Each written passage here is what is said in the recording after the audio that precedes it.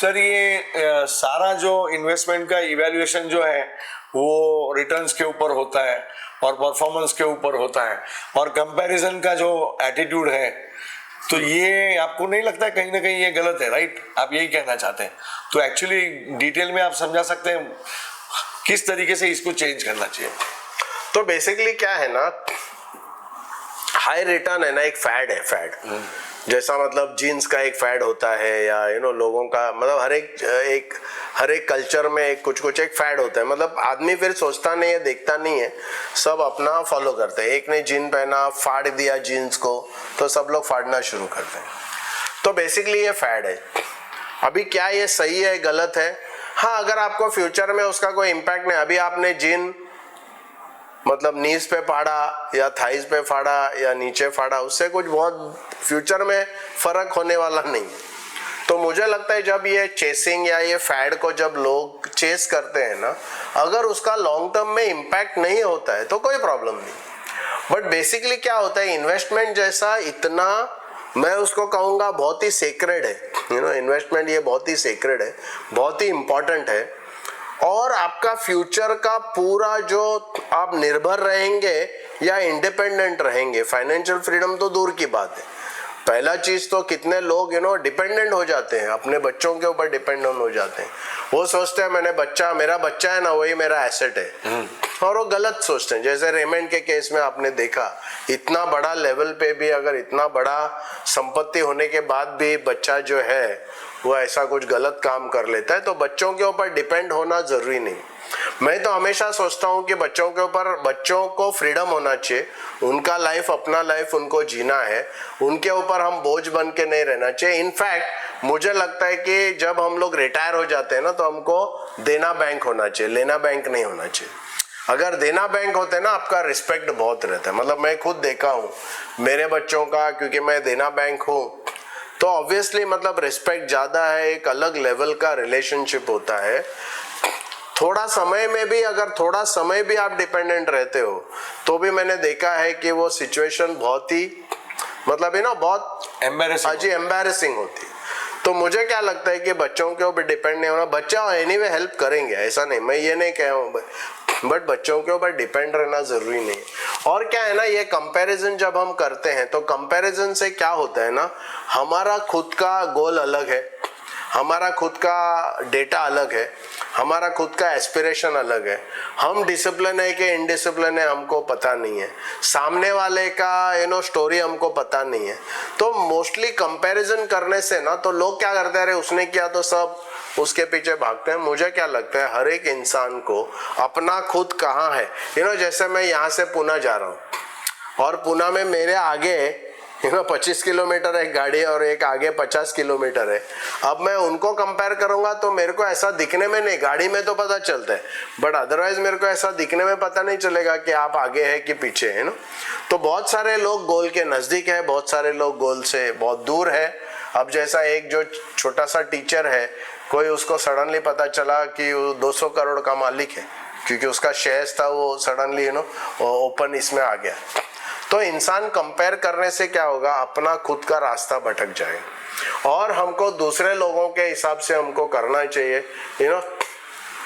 Financial freedom जो है excitement में नहीं होता है, कंसिस्टेंसी पे होता है, रेगुलर मतलब मतलब बोलते हैं ना, अपना इमोशन भी है ना स्ट्रेट होना चाहिए, मार्केट के जैसा वॉलेटाइल नहीं होना चाहिए, तभी स्ट्रेट हो जाएगा तो आपका एंड जो है, आपका गोल जो है 100% कंप्लीट होगा।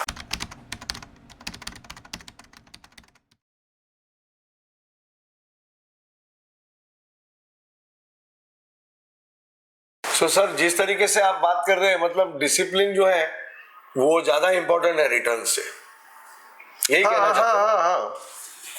सी बिकॉज क्या है, मैं हमेशा मतलब ये दो चीज है, अगर हम इंसान को बाहर निकालते हैं, मतलब ये नहीं सोचते कि जो इन्वेस्टर है उसके बारे में या उसका बिहेवियर के बारे में हम अगर नहीं सोचते हैं, तो फिर हम खाली इन्वेस्टमेंट का सोचते हैं, तो इन्वेस्टमेंट हाई रिटर्न देगा और बेटर रहेगा। बट क्या होता है, जब भी उसमें इंसान आ जाता है तभी लफड़ा चालू हो जाता है। क्यों लफड़ा चालू हो जाता है? बिकॉज इंसान डरा हुआ है, या नहीं डरा हुआ है, डिपेंड होता है कि उसने अपना प्रॉपर सब बैलेंसिंग किया नहीं। अगर वो बैलेंसिंग नहीं किया है तो डर जाता है।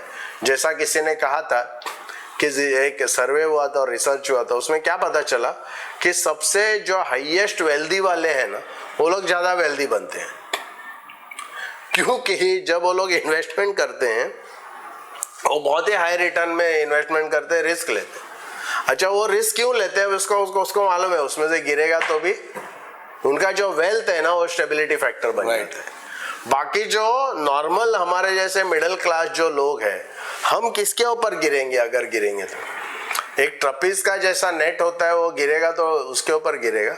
तो वेल्दी लोगों का अलग चीज है, हम कंपैरिजन करेंगे तो उसके जैसा हम इन्वेस्टमेंट नहीं कर सकते, बिकॉज वो 100% भी उसका अगर लॉस हो जाएगा उसको कोई प्रॉब्लम नहीं। तो मेरा कहने का मतलब सिंपल ये है आशीष कि डिसिप्लिन जो होता है ना, ये बहुत इंपॉर्टेंट है।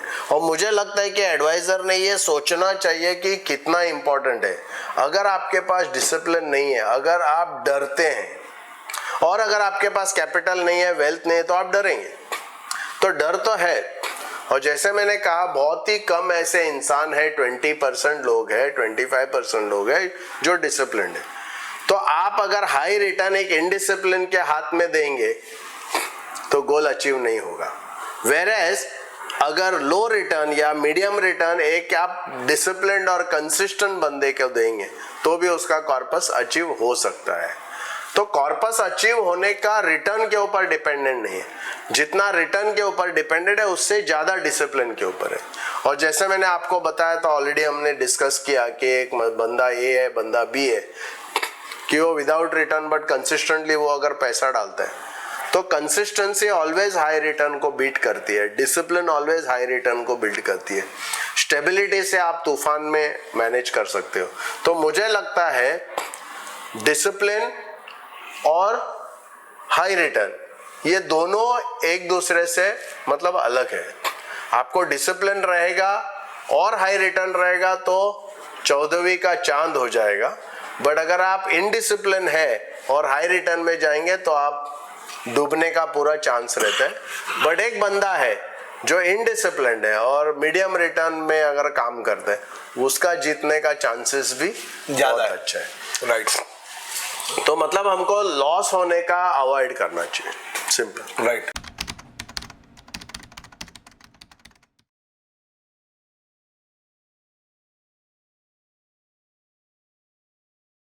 सर, ये एडवाइजर्स लोग जो हैं, जब भी वो इंटरेक्ट करते हैं तभी वो मार्केट के बारे में, वॉलेटिलिटी के बारे में बोलते हैं और रिस्क के बारे में बात करते हैं। तो उसके बारे में आपकी क्या राय है? मुझे क्या लगता है, एक दिखता हुआ रिस्क है और एक हिडन रिस्क है। Right. जो दिखता नहीं है, किसी को पता नहीं है, और शायद किसी ने इसके ऊपर अभी तक सोचा भी नहीं। तो जो दिखता हुआ रिस्क है, मार्केट वॉलेटिलिटी है, वो सबको दिखता है और सब लोग उसके बारे में बात करते हैं। बट दूसरा जो रिस्क है, जो मुझे लगता है एक्सपोज नहीं हो रहा है, जिसके बारे में बहुत लोग सोचते नहीं है, ना एडवाइजर सोचता है ना क्लाइंट सोचता है, और वो रिस्क है डिसिप्लिन का। वो रिस्क है डिसिप्लिन, मतलब वॉलेटिलिटी से जितना आपको नुकसान हो सकता है, उससे कहीं गुना ज्यादा डिसिप्लिन से आपको नुकसान होगा। तो कंसिस्टेंसी इंपॉर्टेंट है, डिसिप्लिन इंपॉर्टेंट है, और स्टेबिलिटी इसके लिए तो आपको क्या करना पड़ेगा। इसके लिए हम लोग क्या बोलते हैं, ये एसेट एलोकेशन जब हम लोग बात करते हैं, ये एसेट एलोकेशन में मार्केट वॉलेटिलिटी के लिए आपको कंसिस्टेंसी बहुत जरूरत है। बट कंसिस्टेंसी आपकी कब आएगी? जब आप डिसिप्लिन रहेंगे। तो आपको डिसिप्लिन बनाने के लिए हमको एक ऐसा प्रोडक्ट स्टेबिलिटी वाला देना पड़ेगा जो लॉक्ड रहेगा। तो वो लॉक्ड जो है, उससे आपको डिसिप्लिन आ जाएगी, और बिकॉज ऑफ दैट आपका बाकी पोर्टफोलियो भी प्रॉपर वे से चलेगा। तो मुझे लगता है कि मार्केट वॉलेटिलिटी के बारे में लोग बात करते हैं, डिसिप्लिन वॉलेटिलिटी के बारे में कोई बात नहीं करता। Right, which is very important.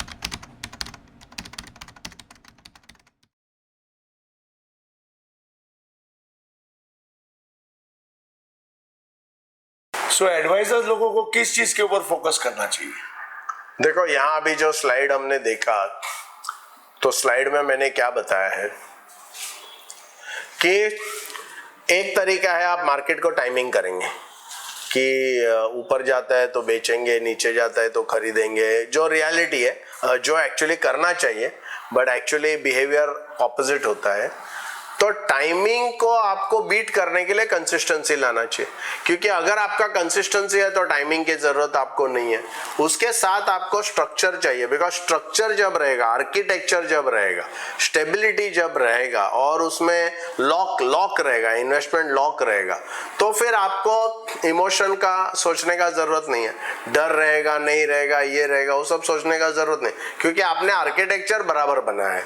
और वो आर्किटेक्चर बहुत इंपॉर्टेंट है। बेस्ट लोग क्या करते हैं, इधर मार्केट को ये करते हैं या बेस्ट परफॉर्मिंग फंड को देखते हैं।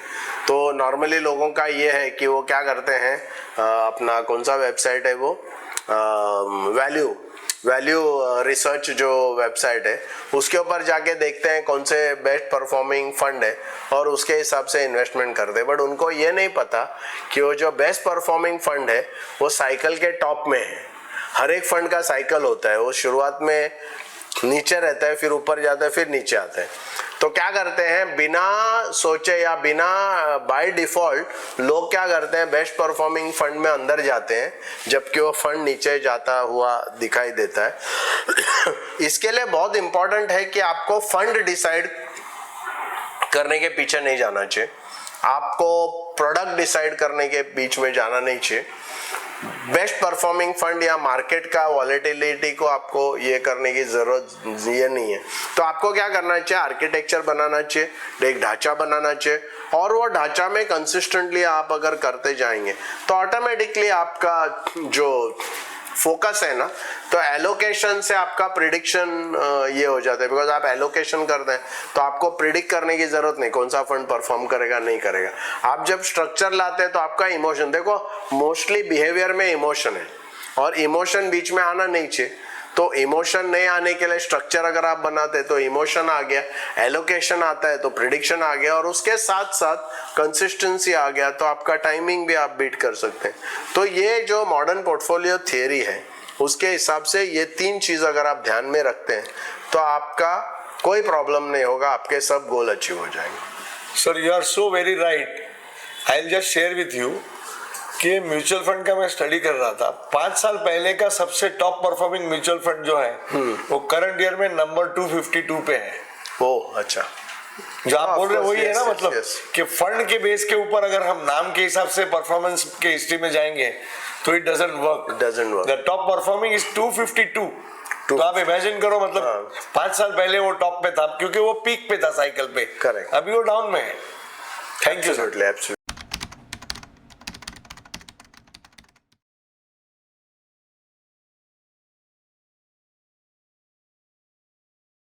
सर तो एक तो आपने टाइम के बारे में बात किया, डिसिप्लिन के बारे में बात किया, और कंसिस्टेंसी होता है तो एक चीज आती है, जैसे बोलते हैं Albert Einstein used to say that compounding is the 8th wonder of the world.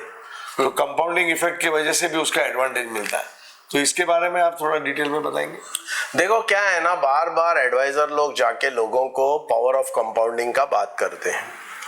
अब पावर ऑफ कंपाउंडिंग बहुत इंपॉर्टेंट कॉन्सेप्ट है, बट कंपाउंडिंग कब होगा, कंसिस्टेंसी से, समय रहेगा, टाइम।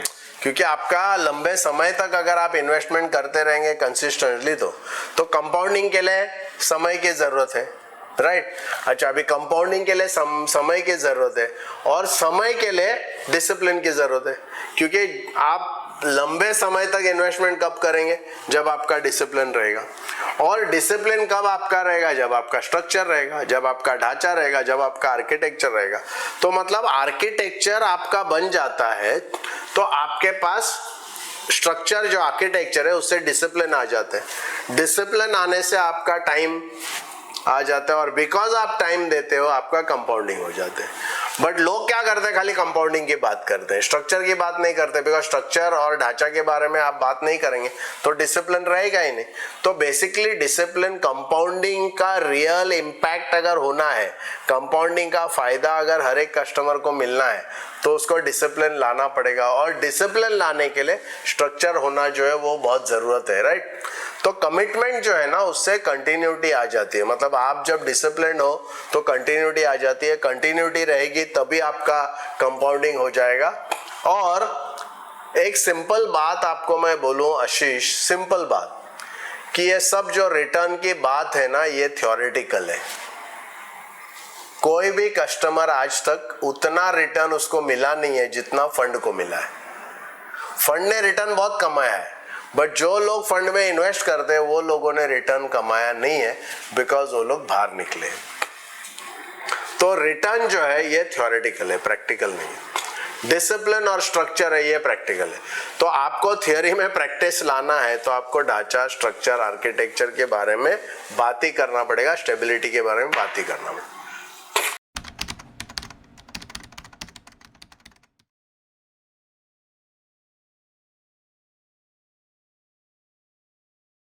ये सारा जो हम लोग डिस्कशन कर रहे थे इतनी सीरीज में, उसके अंदर दो बात मुझे जो मेन समझ में आई ये कि रिटर्न इतना इम्पोर्टेंट नहीं है, डिसिप्लिन एक्चुअली सबसे पिलर है मतलब पूरे इस ढांचे का।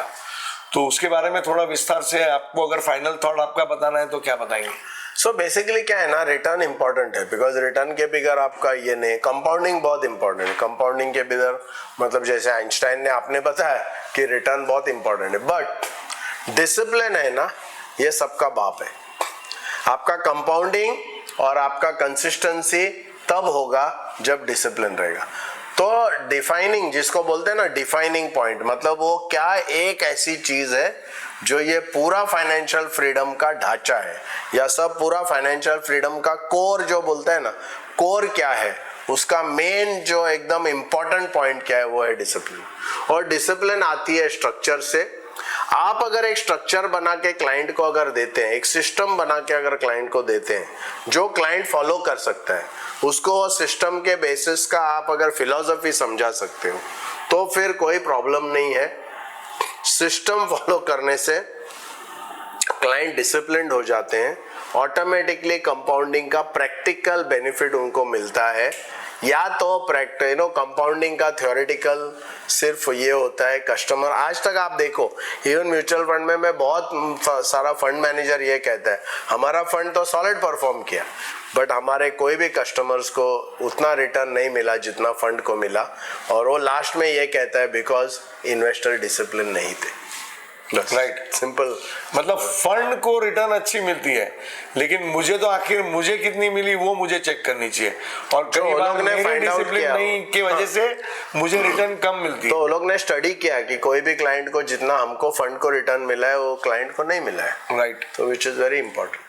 दोस्तों ये जो वीडियोस आपको अगर पसंद आ रहे हो, आपको अच्छा लग रहा है, आपको काफ़ी सारा इन्फॉर्मेशन और नॉलेज मिल रहा है बहुत विस्तार में, तो प्लीज़ मेरे चैनल को सब्सक्राइब कीजिए। ये जो भी बेल आइकन है उसको आप क्लिक कीजिए ताकि आपको नया नया जो वीडियोस आएंगे उसका नोटिफिकेशन आपको मिल सके। और साथ ही साथ कमेंट बॉक्स में ये इन्फॉर्मेशन आपको कैसे लग रही है वो बताइए, और साथ ही साथ आपके मित्रों को, आपके रिलेटिव्स को हमारा जो वीडियो है वो फॉरवर्ड कीजिए। Thank you.